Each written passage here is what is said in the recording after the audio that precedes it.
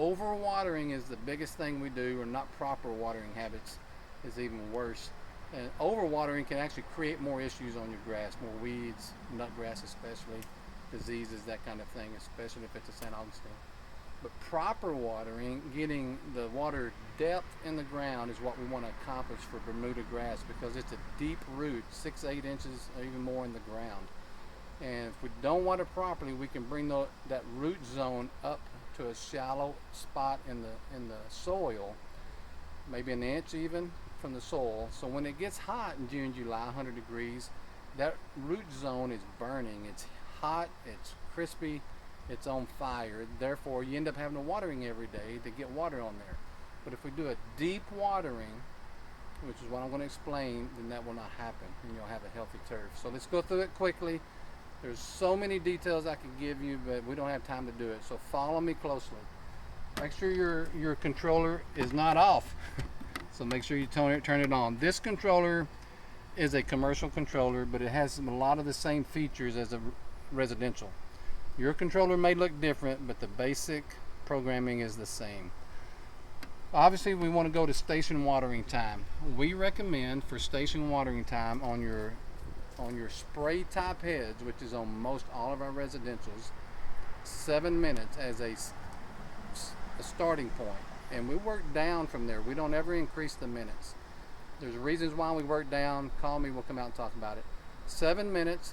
After about 7 minutes, you begin to have a runoff, going down the alley, going down the sidewalks, going down the street.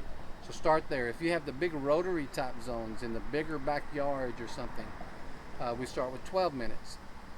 Now, set your watering time. Your watering station starting time or watering time, and then go to your water station start times.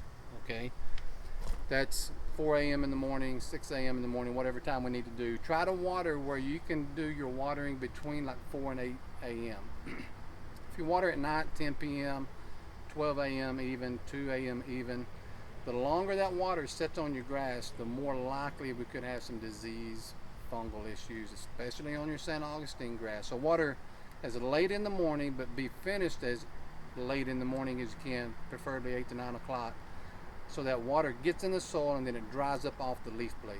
Okay, so set your start time. We're going to recommend 2 start times this time of year. So once you put all your watering times together on each of your zones, let's say it comes up to a total run time for all zones for 1 hour. So set your start time for 4 a.m., let it water through the cycle and soak in, and then a second start time at 6 a.m. and let it water through a cycle. Don't do a nighttime watering and a morning time watering. It defeats the purpose. All right, so set your zone times, 7 minutes on your spray heads, 12 minutes on your rotors. Your watering start times, we're recommending two watering times right now. We may even go to 3 later in the summer. The next thing you'll see, you may have a master valve pump, but we're not going to talk about that. You probably don't. Program overlap you could have, probably don't. We can talk about that on site if we need to be. Your time calendar, make sure your date, make sure your time is correct. The thing to always watch that I check 3 or 4 times is if it's 11 o'clock a.m. right now, which I think it is, make sure it's on a.m. If it's on p.m., you're going to find that you're watering at the wrong time of the day. All right, so to make sure your times are set for a.m., p.m., check those. Event day off, that's again a commercial controller. You're probably not going to have that on your residential, but you could. It's basically saying if you're going to have a July 4th party, you can go and turn July 4th off. All right, rain delay. I usually don't use it on my residentials, on my personal house, which basically you can come up here and you can set the number of days you want it to not water after a rain. 3 days is typically pretty good this time of year if you want to use that, but you have to make sure you have a rain sensor as well on your home. And then you set your days. You may see something like this. You may have a digital display buttons that you use on your controller. Right now, in most of the cities that we're working in, McKinney, Frisco, Plano areas, it's 2 days. You get 2 days a week, which are your trash day, and then 3 days after. Some cities are different. Richardson's a little bit different. It's the address, odd and even, have certain days. So check your website with your city to see what your watering days are. After you get to watering days and get those set, again, you'll set your 1 or 2 days a week, 2 water cycles both of those days. You can do a custom fit. You can do an every other day. This is the button you really don't need to worry about, because we're doing a custom fit. Monday and Thursday watering, Tuesday and Friday watering, whatever that is. You can change this to water every other day or every third day or something like that if you want. Don't worry about it.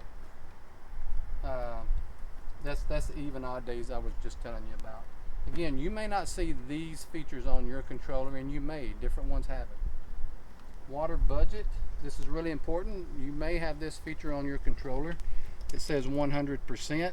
That means if I'm setting my sprinkler zones, the areas to water for 7 minutes, it's watering 7 minutes. If I wanted to, which I never do, and I can give you more reasons why in another video, if you wanted to increase it, say double, you just mark that up to 200%. So instead of watering 7 minutes, you're watering 14.